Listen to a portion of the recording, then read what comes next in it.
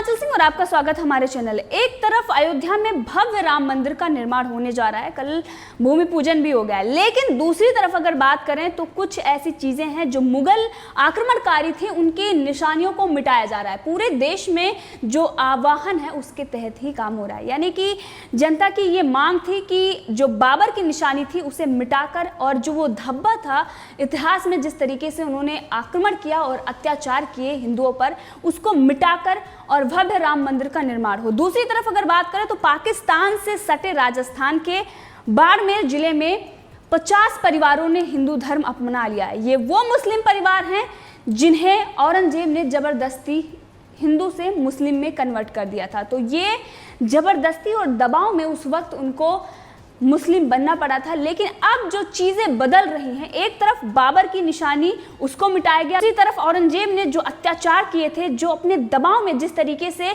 उन परिवारों को जबरन धर्म परिवर्तन कराया था, तो वो लोग फिर से अपने घर वापस आ गए हैं। ये 50 परिवार वो हैं जिसमें 250 लोग हैं जिन्होंने हिंदू धर्म अपनाया है। आज वो गर्व महसूस कर रहे हैं कि अयोध्या में राम मंदिर बन रहा है और आज वो अपने घर वापसी कर रहे हैं।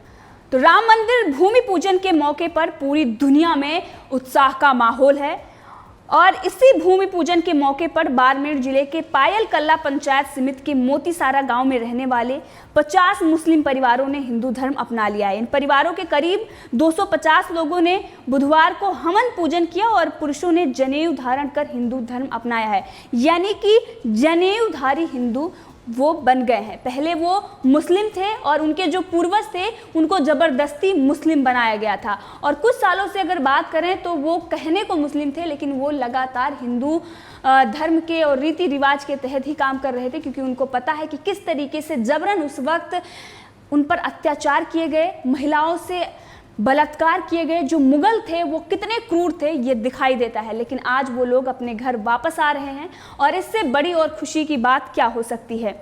इन सभी परिवारों ने भगवान राम और हनुमान जी की तस्वीर के समक्ष पूजा अर्चना की। हिंदू धर्म अपनाने वाले परिवारों के बुजुर्गों का ये कहना है कि उनके पूर्वज हिंदू थे, लेकिन कई पीढ़ियों पहले दबाव में हम लोगों ने मुस्लिम धर्म अपना लिया था। वैसे हिंदू धर्म के कई त्योहार शुरू से ही मनाते रहे।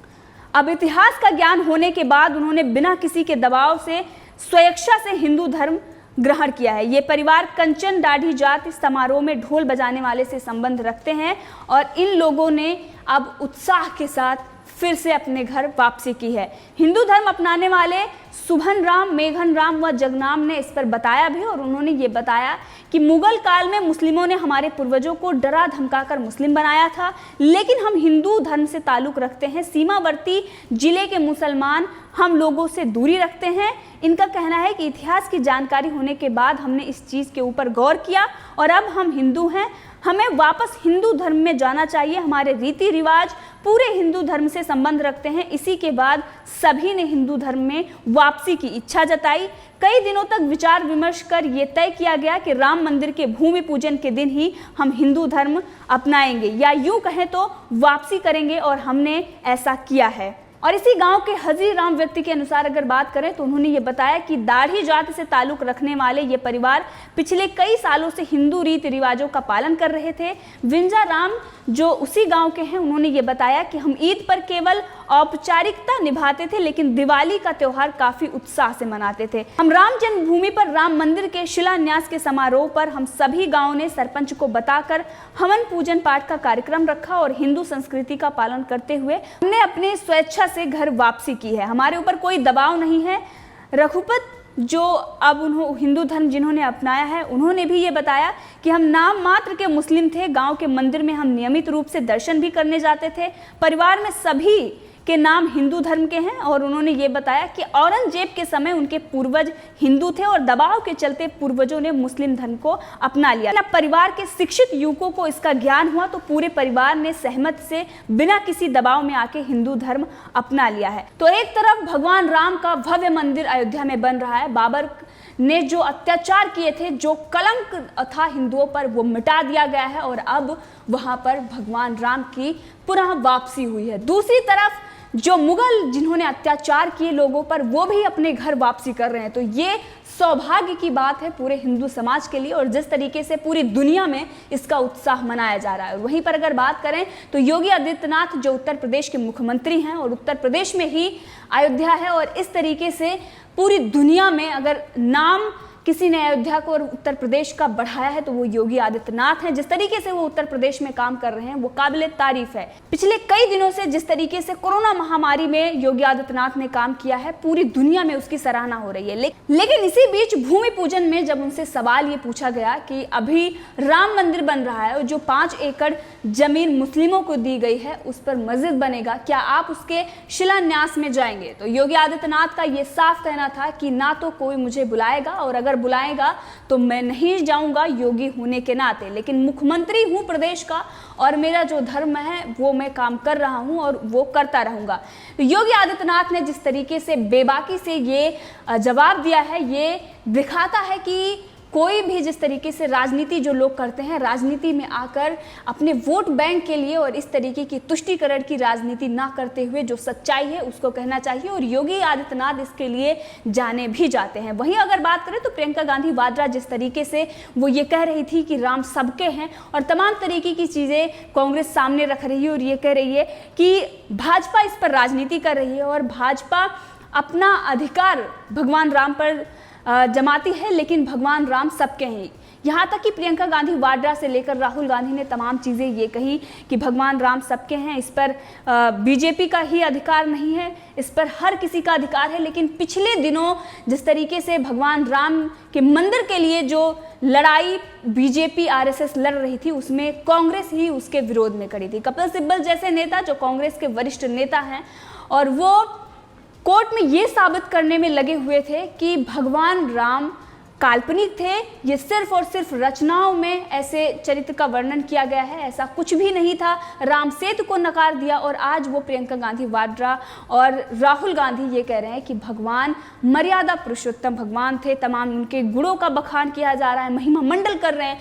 ये दिखा रहे हैं कि जनता जब उन्हें नकार चुकी है और भगवान राम को जो काल्पनिक बता रहे थे, उनकी पार्टी खुद अब काल्पनिक होने के कगार पर है, और इसीलिए उनको भगवान राम की याद आ रही है, और इसीलिए प्रियंका गांधी वाड्रा इस तरीके की बयानबाजी कर रही है। लेकिन इस पर अगर किसी ने पलटवार किया है तो वो उत्तर प्रदेश के मुख्यमंत्री योगी आदित्यनाथ हैं, और योगी आदित्यनाथ ने ये प्रियंका गांधी वाड्रा को समझा दिया। लेकिन योगी आदित्यनाथ ने इस पर पलटवार करते हुए कहा कि ये सद्बुद्धि आपको पहले ही आ जाती। कांग्रेस महासचिव प्रियंका गांधी वाड्रा के राम सबके हैं बयान पर सीएम योगी आदित्यनाथ ने जवाब दिया और कहा कि राम सबके हैं ये बहुत पहले ही कहते आए हैं, ये सद्बुद्धि उस वक्त आनी चाहिए थी जब यहाँ पर कुछ लोगों के पूर्वजों ने रामलला की मूर्तियों को हटाने की कोशिश की थी। आखिर कौन लोग थे जो अयोध्या में रामलला का मंदिर नहीं चाहते थे? यानी कि योगी आदित्यनाथ ने प्रियंका गांधी वाड्रा को वही बात याद दिलाई जो जनता भी उनको दिला रही थी। जिस तरीके से राम सबके हैं, और प्रियंका गांधी वाड्रा ने दिखावे के लिए और हिंदुओं को खुश करने के लिए और ये दिखाने के लिए कि हम आपके हिमायती हैं और असलियत क्या है ये सबको पता है, लेकिन उसके बावजूद भी वो दिखाने की जो राजनीति कर रही थी, अपनी वोट बैंक पकड़ मजबूत करने के लिए, क्योंकि उत्तर प्रदेश में जन आधार उनका बचा नहीं है और प्रियंका गांधी वाड्रा के ही सर पर उत्तर प्रदेश की कमान क्योंकि उनको पता है कि अगर उत्तर प्रदेश में सत्ता पानी है तो प्रभु राम को मानना होगा, क्योंकि जिस तरीके से भावनाएं प्रभु राम से जुड़ी हैं, किसी की भावनाएं आहत नहीं करनी होगी, और इसीलिए वो दिखावा कर रही हैं। लेकिन दूसरी तरफ अगर बात करें तो केरल में जाते ही ये बदल जाते हैं, चाहे वो प्रियंका गांधी वाड्रा हो या फिर राहुल गांधी है। वहीं पर अगर इनको इफ्तार पार्टी देनी होती है और जब इनको हैदराबाद जाना होता है तो इनकी नीति रणनीति कुछ और होती है, इनका लिबास तक बदल जाता है। लेकिन जैसे ही ये उत्तर प्रदेश में आते हैं, भगवान राम की धरती पर जैसे आते हैं, ये वैसे ही बदल जाते हैं। सिर्फ और सिर्फ वोट बैंक की राजनीति के लिए ये सबको खुश करने में लगे होते हैं, और इसीलिए आज कांग्रेस की ये हालत हो गई है। लेकिन जो असलियत है वो सबको पता है कि ये तुष्टीकरण की राजनीति करते हैं। अगर इन्होंने किसी की भलाई के काम करे हैं तो वो कौन है सबको पता है। आतंकवादियों के ही समर्थन में खड़े होते आ रहे हैं, जो पाकिस्तान कहता है उसी भाषा का ये प्रयोग करते हैं। अगर इनको इतनी ही हिंदुओं की फिक्र होती तो जब कश्मीर से कश्मीरी पंडितों को भगाया गया, उनकी आवाज़ ना बनकर ये 5 अगस्त को काला दिवस के रूप में मना रहे हैं। जो पाकिस्तान कहता है ये वही कहते हैं, चाइना के समर्थन में ये खड़े हो जाते हैं। लेकिन दूसरी तरफ जब उत्तर प्रदेश में प्रियंका गांधी वाड्रा को दिखाई देता है कि अब उनको आने वाली सत्ता नसीब नहीं होगी, तब ये यहाँ पर भगवान राम के गुण गाने लगती हैं और महिमा मंडल करने लगती हैं, सिर्फ और सिर्फ दिखावे के लिए। लिबास तक इनका बदल जाता है, अगर आप देखें तो इनके लिबास भी बदल गए हैं। केरल से, हैदराबाद से होते हुए उत्तर प्रदेश में जैसे पहुंचती हैं, बिल्कुल प्रियंका गांधी वाड्रा और राहुल गांधी चेंज हो जाते हैं। वो जनेऊधारी पंडित बन जाते हैं और वो बिल्कुल ही राम भक्त बन जाती हैं। लेकिन असलियत क्या है ये जनता को पता है और ये बताने की ज़रूरत नहीं है कि किस तरीके से राम मंदिर के विरोध में अगर कोई खड़ा था तो वो कांग्रेस थी। और इसीलिए योगी आदित्यनाथ ने कहा ये सद्बुद्धि आपको पहले आ जानी चाहिए थी।